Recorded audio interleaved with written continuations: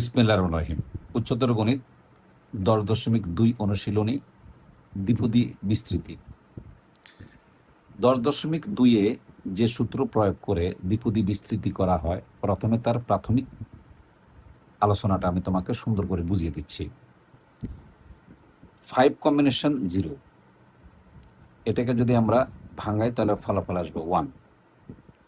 5 combination 1-কে যদি আমরা ভাঙিয়ে ফলাফল আনি তাহলে উপরে 5 নিচে 1 = 5। 5 কম্বিনেশন 2 যদি হয় তাহলে উপরে 5 থেকে 1 করে কমিয়ে ক্রমান্বয়ে দুটি সংখ্যা লিখবে, যেমন 5 × 4, আর নিচে আসবে 2 × 1, এবং আমরা যদি এটার ফলাফল করি তাহলে আসে 10। 5 কম্বিনেশন 3 যদি আমরা লিখি তাহলে উপরে যেহেতু নিচে 3 আছে তাহলে উপরে 3টা সংখ্যা আসবে গুণ অবস্থায়, 5 থেকে ক্রমান্বয়ে 1 করে কমিয়ে, তাহলে 5, 4, 3, আর নিচে আসবে 2, 3 × 2 × 1, ফলাফল আসবে 10। 5 কম্বিনেশন 4 যদি হয় তাহলে উপরে 4টা সংখ্যা আসবে 5 থেকে ক্রমান্বয়ে 1 করে কমিয়ে গুণ অবস্থায়, তাহলে 5, 4, 3, 2, আর নিচে আসবে 4, 3, 2, 1, এবং এটার ফলাফল আসবে কত? 5। 5 কম্বিনেশন 5 যদি লিখি তাহলে উপরে ডেফিনেটলি 5টা সংখ্যা আসবে 5 থেকে শুরু করে ক্রমান্বয়ে 1 করে কমিয়ে গুণ অবস্থায়, তাহলে 5 × 4 × 3 × 2 × 1 ডিভাইডেড বাই নিচে যেহেতু 5 ফ্যাক্টোরিয়াল আছে তাহলে 5 × 4 × 3 × 2 × 1 = ফলাফল 1 আসে। একটা জিনিস আমরা লক্ষ্য করছি, যখন উপরে যে সংখ্যাই হোক না কেন যদি নিচে 0 হয় তাহলে ফলাফল 1 হয়, আর উপরে যে সংখ্যা হয় আর নিচে যদি একই সংখ্যা হয় তাও তার মান ফলাফল 1 হয়। এমসিকিউর ক্ষেত্রে এটা গুরুত্বপূর্ণ। এখন আমি গুরুত্বপূর্ণ একটা কথা বলে দিচ্ছি যে মূলত 10.1-এর সাথে তফাৎ কোথায়। আসলে দেখো, আমি পাশে 10.1টা দেখাইছি, একই জিনিস। দেখো ফলাফল 5, এই যে ফার্স্ট ব্র্যাকেট 5 0, ফলাফল 1।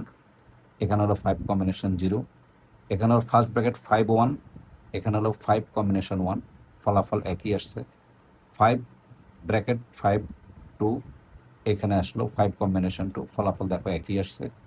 সেমভাবে ফার্স্ট ব্র্যাকেট 5 3 এবং ফলাফল 10 আসে। যেহেতু আমরা 10.1-এ এটা বুঝাইছি এই জন্য এখন আর বুঝাচ্ছি না, ফলাফল একই আসে।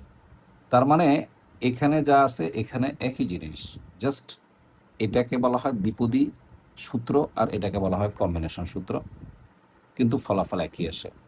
পরীক্ষায় তুমি এই দুইটা সূত্রের যে কোনো একটা প্রয়োগ করে 2টা অধ্যায়ের সবগুলো অঙ্ক তুমি করতে পারবে, এতে কোনো সমস্যা হবে না, আপনি পূর্ণ মার্কসই পাবেন। এখন আমি তোমাকে কিছু প্রয়োগ দেখাচ্ছি, এই দুটো সূত্রের প্রয়োগ দেখাচ্ছি।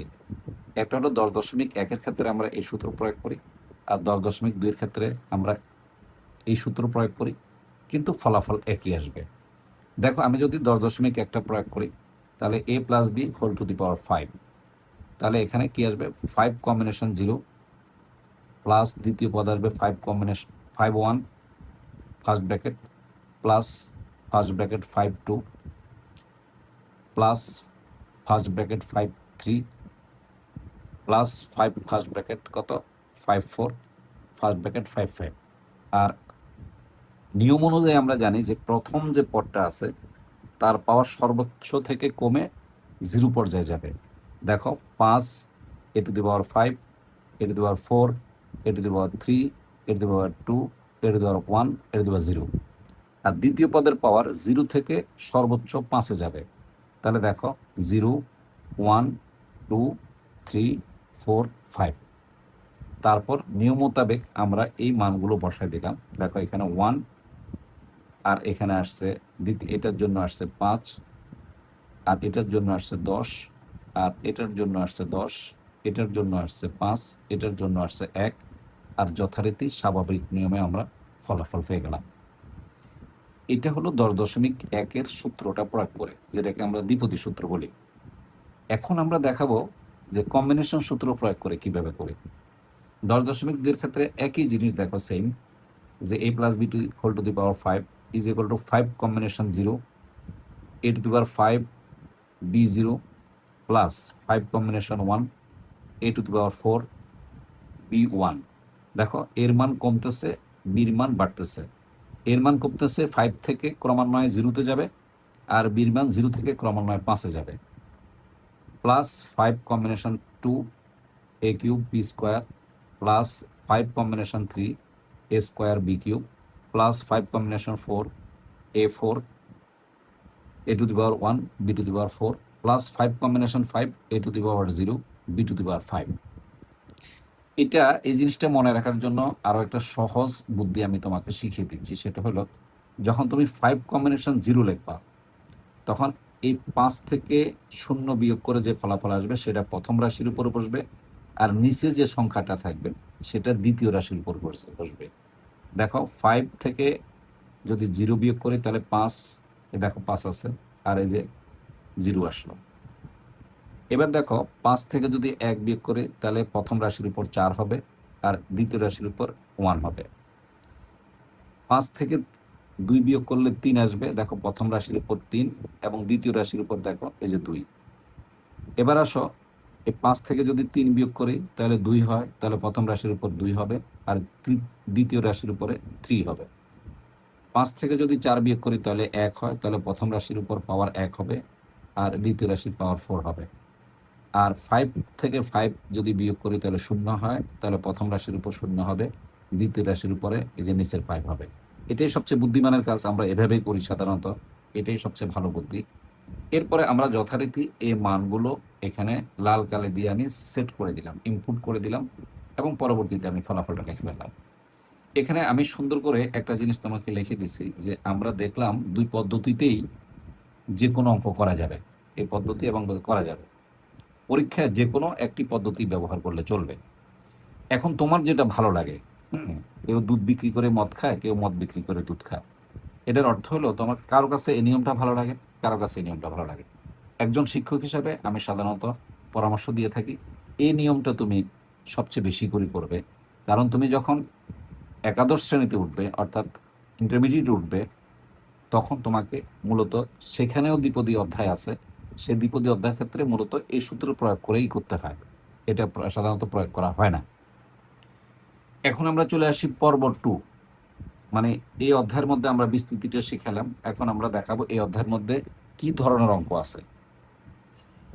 সাধারণত একটা দ্বিপদী রাশির একটা এমসিকিউ আসে যে সাধারণ পদ কোনটি, যেটাকে আমরা জেনারেল টার্ম বলে থাকি। তাহলে সাধারণ পদ বলা হয় r+1তম পদকে সাধারণ পদ বলা হয়, এটা সবসময় মনে রাখবা, এই যে r+1তম পদকে সাধারণ পদ বলা হয়। তাহলে মনে করো একটা রাশি আছে a+b^n, এখন যদি আমি বলি যে সাধারণ পদ কত হবে, তাহলে দেখো এ সাধারণ পদ হচ্ছে r+1তম পদ। তাহলে বলো তো, নিশ্চয়ই তোমার মনে আছে একটা জিনিস, আরো একটা জিনিস খেয়াল করো, এখানে 5 কম্বিনেশন 0 হচ্ছে, প্রথম পদে 0 হয়, দেখো দ্বিতীয় পদে 1 কম হয়, দেখো এই যে দ্বিতীয় পদে এসে 1 হলো, এই যে দেখো তৃতীয় পদ যেটা আছে, আমি এখান থেকে এখানে দেখাই তাহলে ভালো বুঝবা। প্রথম পদে 0, তার মানে 1 কম, দ্বিতীয় পদে কিন্তু কত আছে বলো তো 1, তাহলে 1 কম, তৃতীয় পদে কত আছে 2, 3 নম্বর পদে 2 আছে, তার মানে 1 কমে গেছে। তার মানে দেখো এটা কিন্তু আমার চতুর্থ পদ, কিন্তু নিচে 3 লেখা আছে, এটা পঞ্চম পদ, দেখো 4 লেখা আছে, নিশ্চয় বুঝছো, এটা ষষ্ঠ পদ, দেখো 5 লেখা আছে। তাহলে এখানে যদি r+1তম পদ হয় তাহলে নিশ্চয়ই এখানে একটা কম হবে, তাহলে r+1 থেকে যদি আমি 1 বিয়োগ করি তাহলে এখানে r হবে, তাহলে n কম্বিনেশন r, তারপরে নিশ্চয়ই কিছুক্ষণ আগে আমি তোমাকে শিখাইছিলাম এই দুইটা বিয়োগ করে প্রথম পদের উপর বসাবে। দেখো এই n থেকে r বিয়োগ করলে এই যে n-r, এই যে প্রথম পদের উপর n-r, এবং যে দ্বিতীয় পদটা আছে তার উপরে এই নিচের সংখ্যাটা বসে যাবে যে r। এটি খুবই গুরুত্বপূর্ণ সূত্র, মূলত আমরা এই সূত্র প্রয়োগ করে আমরা সবগুলো অঙ্ক করে থাকি, এইটা সূত্র প্রয়োগ করে। যেমন আমি যখন তোমাকে এই অধ্যায়ের অঙ্কগুলো সবগুলো করাই দেবো ইনশাআল্লাহ, সবগুলো করাবো, এবং বোর্ডের প্রশ্ন বা এক্সট্রাঅর্ডিনারি কিছু নিয়ম কানুন যখন আমি তোমাকে শিখাবো বইয়ের বাহিরে, কারণ ইদানিং বইয়ের ভিতর থেকে প্রশ্নটা কম হচ্ছে। হ্যাঁ, যেমন আজকে আমরা দেখলাম ইন্টারমিডিয়েটের যে পদার্থবিজ্ঞান পরীক্ষাটা হলো, প্রশ্নটা খুবই স্ট্যান্ডার্ড প্রশ্ন করা হয়েছে, সেই হিসাবে দেখা যাচ্ছে যে বইয়ের খুঁটিনাটি বিষয় থেকে প্রশ্নগুলো করা হয়েছে, বইয়ের বাইরে কোনো প্রশ্ন হয়নি। অনেকেই অনেক ধরনের কথা বলতেছে, প্রশ্নটা আমি খুবই নিখুঁতভাবে দেখার চেষ্টা করছি, আমি দেখছি যে প্রশ্নটা যথেষ্ট স্ট্যান্ডার্ড হয়েছে এবং যথেষ্ট সুন্দর হয়েছে। তবে হ্যাঁ, যারা খুব বেসিক্যালি লেখাপড়া করছে তারা পারছে, তাদের সমস্যা হয় নাই। আর যারা মূলত বেসিক পড়াশোনা না করে ইম্পর্টেন্ট খুঁজছে বা ওয়ান শট খুঁজছে, তারা কিন্তু পারে নাই। কারণ আসলে ফাঁকি ঝুঁকি দিয়ে পড়াশোনা করলে ভালো ফলাফল করা সম্ভব না। বর্তমান এভাবেই কিন্তু শিক্ষা পদ্ধতি এগুচ্ছে। আমি আশা রাখি তোমাদের বোর্ড পরীক্ষার সময়ও বেসিক না জানলে একটু বিপদে পড়তে হবে।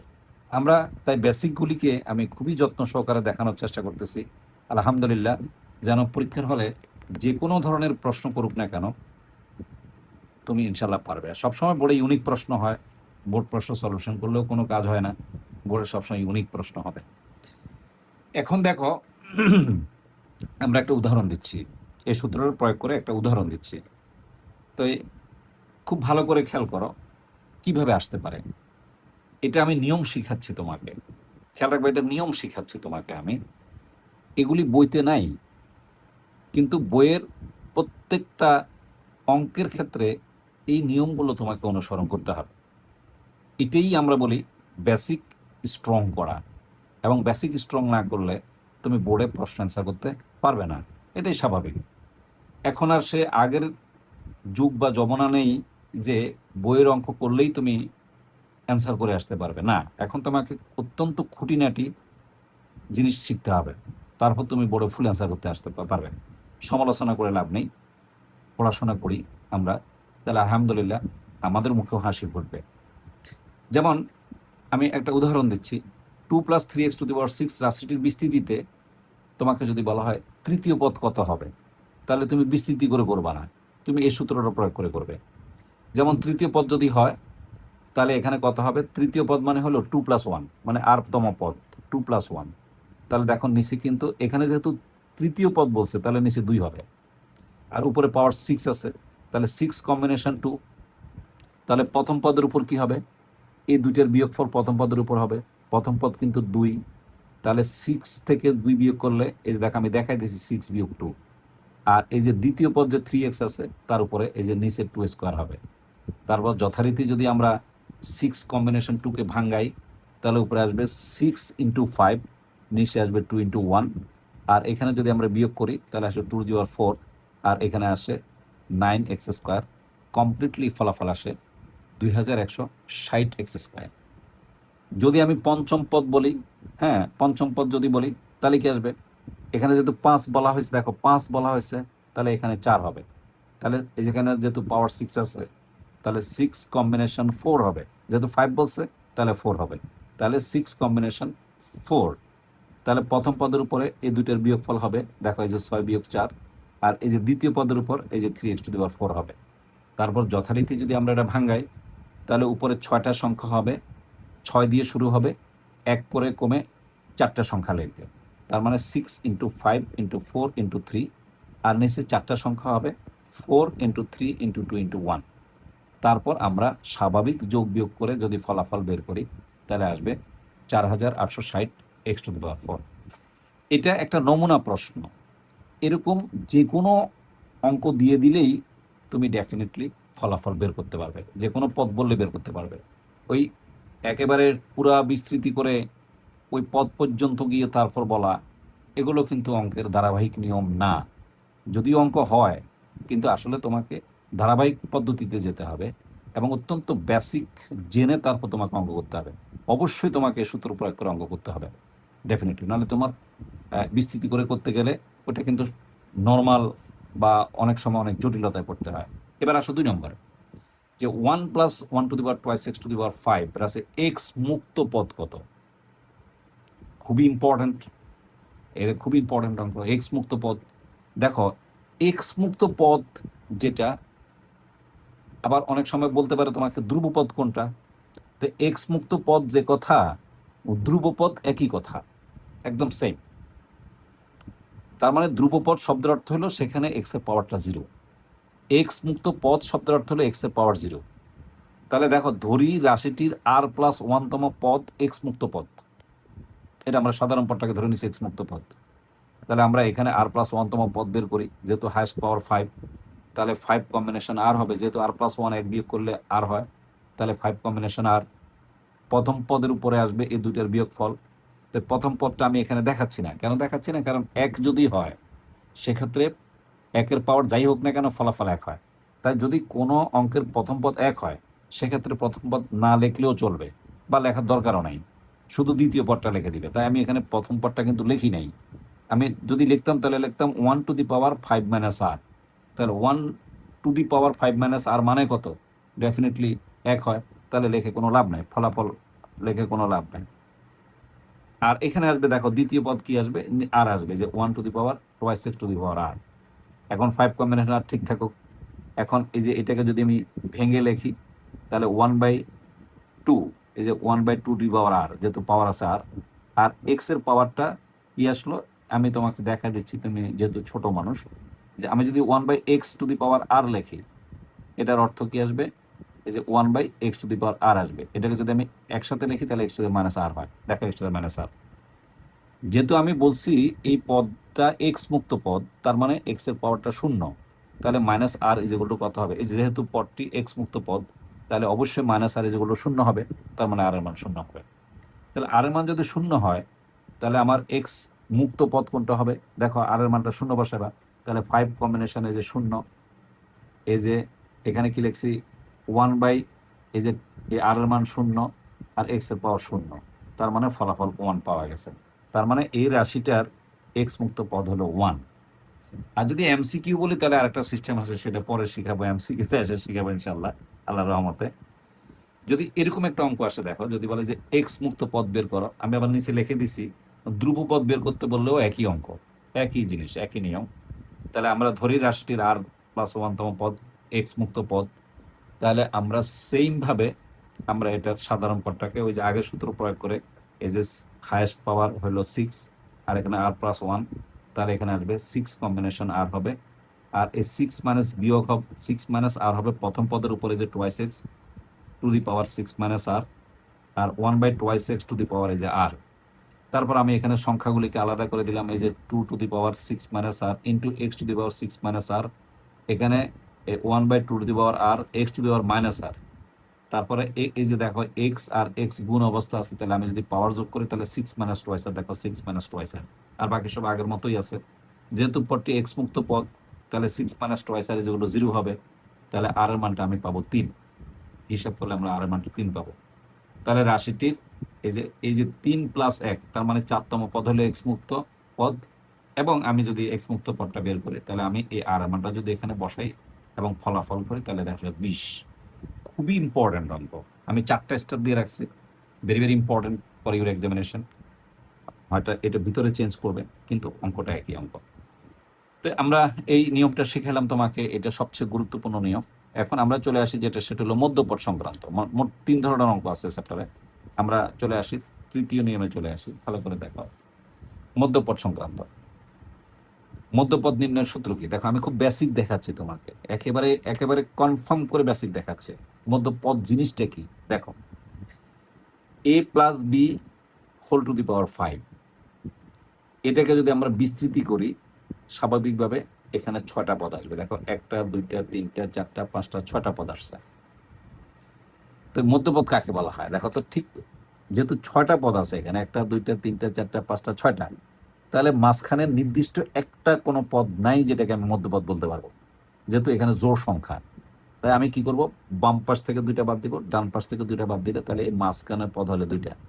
তার মানে কনফার্ম হলো যে পাওয়ার যদি বিজোড় হয় তাহলে মধ্যপদ পাওয়া যাবে 2টি। তার মানে এখানে এখন সূত্র কিভাবে প্রয়োগ করবা, দ্বিপদী রাশি পাওয়ার, এই যে দ্বিপদী রাশির পাওয়ার, এই যে এই পাওয়ারটা যদি বিজোড় হয় তাহলে মধ্যপদ পাওয়া যাবে 2টি। মধ্যপদদ্বয় কি হবে, এই যে বিজোড় সংখ্যার সাথে 1 যোগ করবে, 2 দিয়ে ভাগ করবে, অততম পদ। তার মানে 5 আর 1 যোগ করলে 6, 2 দিয়ে ভাগ করলে 3, দেখো এই যে 3 নম্বর পদ, দেখছো আমি সুন্দর করে মিলাই দিচ্ছি, 3 নম্বর পদ, এই যে তৃতীয় পদ। আর হলো একবার 1 যোগ করবা আর একবার 3 যোগ করে 2 দিয়ে ভাগ করবা, তার মানে 5 + 3/2 তম পদ হলো, অর্থাৎ এই মধ্যপদ হবে তৃতীয় পদ এবং চতুর্থ পদ। এখন দেখো এ plus B to the power 4 যদি হয় তাহলে পদ আসবে কিন্তু 5টা। দেখো প্রথম পদ, দ্বিতীয় পদ, তৃতীয় পদ, চতুর্থ পদ, পঞ্চম পদ, যেহেতু 4 আছে তাহলে 5টা আসবে পদ। তাহলে দেখো মাঝখানে কিন্তু একটা পাওয়া গেছে এখানে, 1 2 3 4 5, এই পাশ থেকে 2টা বাদ দাও, এই পাশ থেকে 2টা, ঠিক মাঝখানে এই পদটা আছে। তাহলে এটা হলো মধ্যপদ, তৃতীয় পদ। এটার বের করার সূত্রটা কি? এই যে দ্বিপদী রাশির পাওয়ার যদি জোড় হয় তাহলে মধ্যপদ পাওয়া যাবে একটি। এই যে মধ্যপদ পাওয়া যাবে একটি, এটা এই যে এটাই মধ্যপদটা। এই মধ্যপদটি হলো, যেহেতু জোড় 2 দিয়ে ভাগ করে 1 যোগ করে দিবে, এই যে পাওয়ার বাই 2 প্লাস 1 তম পদ হলো মধ্যতম পদ, তৃতীয় পদ। এখন সূত্র শিখাচ্ছি আমি তোমাকে, মানে সূত্রগুলো কিভাবে মনে রাখবা। মনে করো a plus b whole to the power n একটি দ্বিপদী রাশি, তাহলে এর n এর মান জোড় হলে মধ্যপদ পাওয়া যাবে কয়টি? একটি পাওয়া যাবে। তাহলে এই মধ্যপদ পাওয়া যাবে এই যে পাওয়ার বাই 2 প্লাস 1 তম পদ, যেহেতু তুমি জোড় বলছো, খেয়াল করে দেখো এখানে জোড় বলছো, তাহলে মধ্যপদ পাওয়া যাবে একটি। তাহলে n বাই 2 প্লাস 1 তম পদ হবে মধ্যপদ। আর n এর মান যদি বিজোড় হয় তাহলে মধ্যপদ পাওয়া যাবে দুইটি, এবং মধ্যপদ দেওয়া হবে এই যে পাওয়ার প্লাস 1 ডিভাইডেড বাই 2 তম পদ এবং পাওয়ার প্লাস 3 ডিভাইডেড বাই 2 তম পদ। নিশ্চয়ই তুমি বুঝতে পারছো। আমি এখানে সুন্দর করে দেখা দিচ্ছি। এটা হলো প্রথম সূত্র, আমি এখন সামারি দিচ্ছি তোমাকে। এর 2 নম্বর সূত্র হলো a plus b whole to the power n, এই রাশিটির বিস্তৃতি ঠিক আমরা এভাবে করব, কিছুক্ষণ আগে আমরা এক্সপ্লেনেশন করে আসছি কিছুক্ষণ আগেই। আর a plus b whole to the power n এর বিস্তৃতিতে সাধারণ পদ আর প্লাস 1 তম পদ এবং আর প্লাস 1 তম পদ হলো n combination r a to the power n minus r into b to the power r। মূলত আজকে আমি যে ক্লাসটা নিছি এটা হলো লেকচার 1। লেকচার 2তে এসে আমি অঙ্ক ধরবো। আজকে আমি তোমাকে কমপ্লিটলি বেসিকটা শিখালাম, যে কিভাবে 10.2 এর ক্ষেত্রে কম্বিনেশন সূত্র প্রয়োগ করে দ্বিপদী বিস্তৃতি করতে হয় সেটা শিখালাম। পাশাপাশি আমি তোমাকে শিখালাম যে কিভাবে যে কোনো পদ বের করে, অর্থাৎ সাধারণ পদ কোনটা, আর প্লাস 1 তম পদ, এবং এই সূত্রটা প্রয়োগ করে কিভাবে যে কোনো পদ আমরা ডিরেক্ট বের করতে পারি। এবং 3 নম্বর যে জিনিসটা আমি শিখালাম সেটা হলো মধ্যপদটা কিভাবে বের করে সেটা আমরা শিখেছি। এখন আমরা তোমাকে মূল বইতে যাচ্ছি। দেখো একটু ভালো করে খেয়াল করো, মূল বইয়ের মধ্যে মোট বিশেষ করে আমরা যদি দেখি এখানে 7টা এমসিকিউ আছে। এখন আমি তোমাকে 7টা এমসিকিউ ব্যাখ্যা সহ করে দিচ্ছি, খুব ভালোভাবে খেয়াল করবা। দেখো প্রথম এমসিকিউ যেটা আছে মূল বইয়ের, 1 plus 2x plus x square whole কিউবের বিস্তৃতিতে, দেখো আমি এই যে দেখো বিস্তৃতি করি, 1 plus 2x plus x square যদি এরকম 3টা পদ থাকে, অবশ্যই তোমাকে বীজগণিতের সূত্র ফেলে 2টা পদে নিয়ে আসতে হবে। এটা বাধ্যতামূলক, একদম ম্যান্ডেটরি। তাহলে দেখো 1, এই যে দেখো 1 square plus 2 into 1 into x plus x square, তার মানে a plus b whole square. দেখো a 1 প্লাস এক্স এর হোল স্কোয়ার, এই যে গুণ করলে এই যে 1 প্লাস এক্স হোল কিউব। তার মানে দেখো 3টা পদ দেওয়া আছে। 3টা পদ দিয়ে কখনো দ্বিপদী হয় না, কারণ এখানে বলাই হয়েছে দ্বিপদী বিস্তৃতি। যদি কোনো অঙ্কে কখনো এরকম 3টা পদ থাকে তাহলে ডেফিনেটলি তাকে বীজগণিতের মাধ্যমে সূত্র প্রয়োগ করে 2টা পদের মধ্যে নিয়ে আসতেই হবে। তাহলে এই যে 1 plus 6 whole to the power n, তাহলে বলছে পদ সংখ্যা কয়টা হবে, দেখো যেহেতু 6 আছে উপরে, তাহলে পদের সংখ্যা হবে 60টি। তাহলে প্রথম অবজেক্টিভ, আমাদের যে প্রথম যে বহুপদী সমাপ্তির সূচক অবজেক্টের মধ্যে যে প্রথম পয়েন্টটা দেওয়া হয়েছে এটা সঠিক নয়, এটা ভুল। এবার হচ্ছে দ্বিতীয় পদ, আমরা দ্বিতীয় পদ বের করব কত হবে, যেহেতু এখানে 2 বলছি তাহলে 6 কম্বিনেশন 1 হবে। আর যেহেতু প্রথম পদ 1 আছে, লেখার দরকার নাই, তাহলে এক্স এর পাওয়ার 1 হবে। এই যে নিচে 1 আছে তাহলে 1 হবে, এবং এটা আসে 6x আসে। হ্যাঁ ডেফিনেটলি 2 নম্বরটা ঠিক আছে, 6x ঠিক আছে। এবার বলো শেষ পদ কত হবে।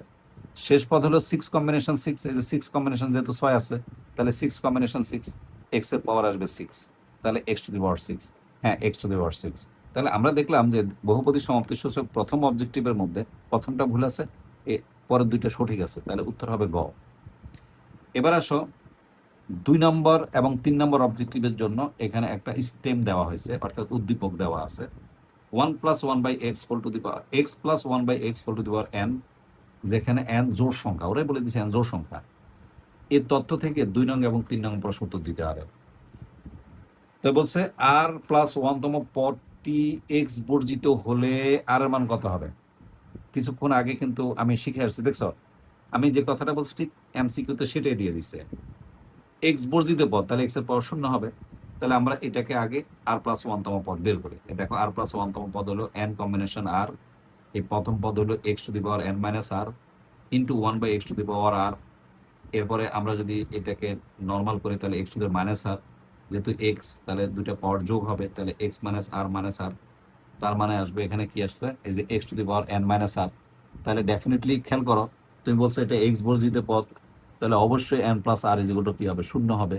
তাহলে শূন্য যদি বসায় তাহলে এই আর এর মান আসে এন বাই টু।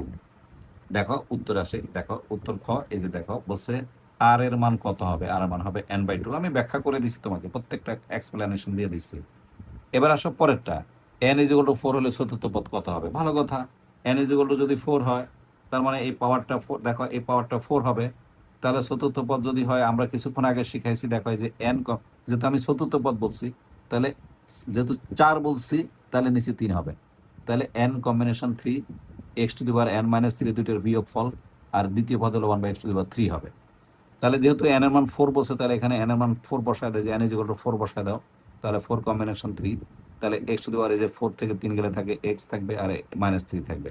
তার মানে আমরা যদি হিসাব করি তাহলে ফোর বাই এক্স স্কোয়ার আসে, এবং উত্তর ফোর বাই এক্স স্কোয়ার আছে। ডেফিনেটলি আমাদের 3 নম্বর অবজেক্টিভ শেষ। এটা আরো বেশি সহজ। এটা 10.1 থেকে প্রশ্নটা করা হয়েছে। এটা হলো প্যাসকেলের ত্রিভুজ সূত্র থেকে করা হয়েছে। X plus y whole to the power 5 এর বিস্তৃতিতে দ্বিপদী সহগ কাকে বলা হয়। ওই যে যে প্যাসকেলের সূত্রটা, ওইটাই দ্বিপদী সহগ সূত্র। তাহলে যেহেতু 5 আছে, তাহলে আমাকে 5 পর্যন্ত আসতে হবে।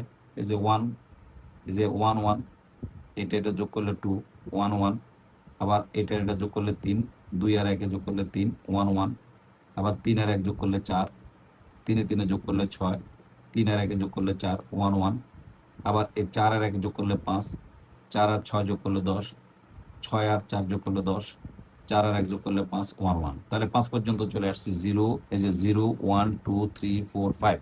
তাহলে সবটা কত হবে, 1 5 10 10 5 1।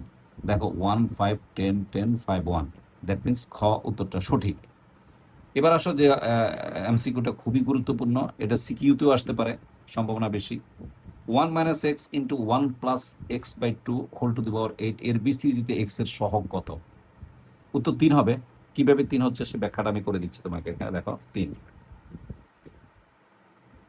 একটু খেয়াল করে দেখো, আমি ব্যাখ্যাটা করে দিচ্ছি। খুবই ভালো প্রসেস।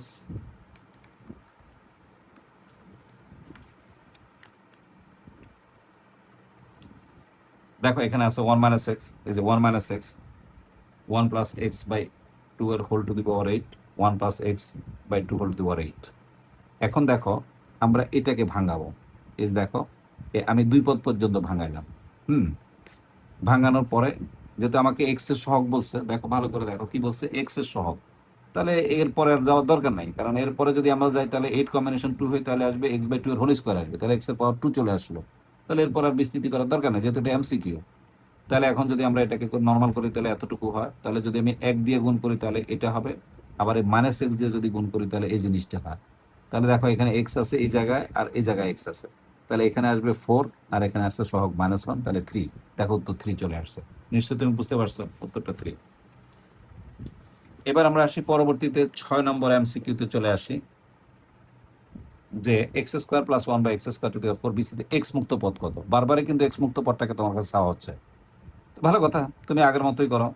আমি ধরি আর প্লাস 1তম পদ কত হবে বলো তো। এই যে 4 কম্বিনেশন আর, এই যে প্রথম পদের উপরে আসবে এই যে 4 মাইনাস আর, দ্বিতীয় পদের উপরে আসবে এই যে whole to the power R.